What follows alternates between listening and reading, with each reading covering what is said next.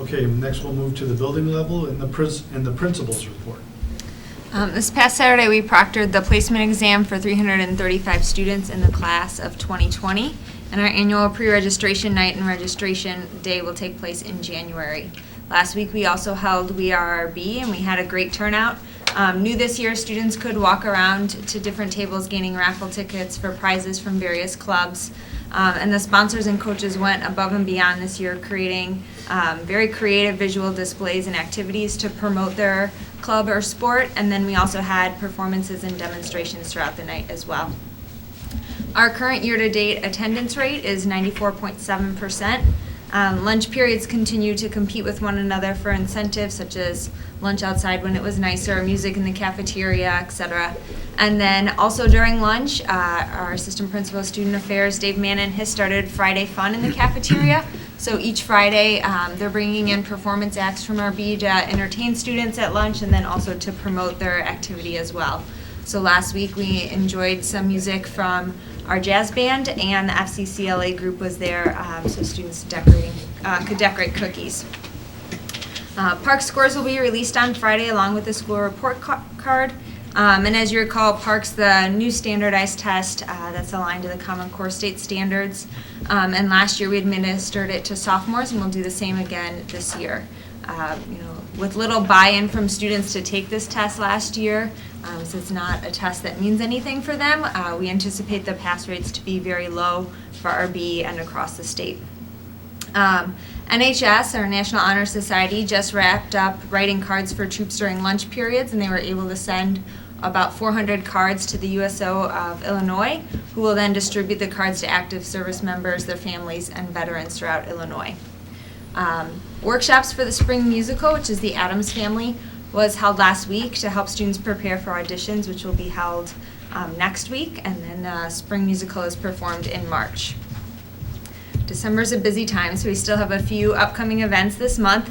Tomorrow is the Winter Art Show, both during the school day and after school, which starts at 6 p.m. And this show features our artwork from all of our students in our first semester art classes. We also have a holiday concert tomorrow. During the school day, a shortened version of the concert will be performed during periods 6 and 7 for teachers who want to bring their class down. And then the full concert is performed tomorrow night and Thursday night at 7 o'clock as well. And the chamber orchestra concert will be on Monday. Shenanigans, their winter show, is also this Friday at 7 o'clock, so it's a very busy week. And lastly, NHS students are available to tutor students before and after school and in preparation for final exams, and a quiet study location and snacks is always provided by the North Riverside Library, so we communicate that opportunity to our students as well. Kristen, I noticed in Vimeo, the ISB, Illinois State Board of Education, has put up about 40 videos, several on the PARC test. I've looked at them, they seem to be fairly helpful. Do you have a recommendation, maybe not even know they're there? Are they in line with what you know to be true? PARC, both their website and ISB's website, so the state's website has a variety of resources, and we received individual student reports of the PARC scores, and so we've written a letter to parents to send home to that, also directing them to that website and the resources available to them to help them understand their scores and things of that nature. And then we'll utilize some of those resources as we begin to help our sophomores get ready for the PARC test in March.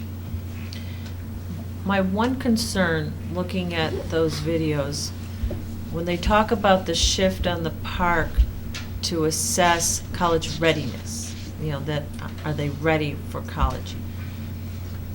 Do we lose the summative evaluation from what we had been using in the past? I mean, it's one thing that you have the ability to be a doctor, but if you don't have the knowledge or the medical knowledge, it seems like the two tests are very different.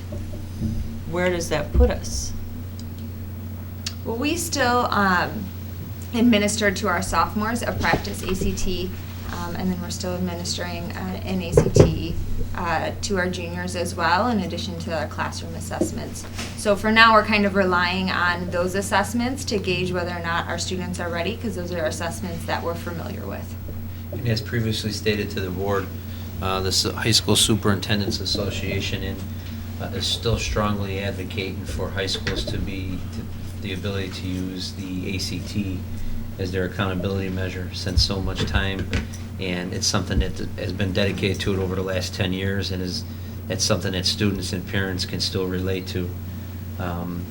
You'll get mixed views from different parties, but there are people that have, we're down to, I think, 6 states that are still remaining that are using PARC. I might be wrong on that number, but we've had some states drop off in the last couple months, and it's believed with the new state superintendent of education that there could be some change coming within the next few years. So in all the superintendent circles and even down at the III conference, the high schools are still holding out hope that the reality will sink in with the state board that this is not a good assessment right now for the high schools.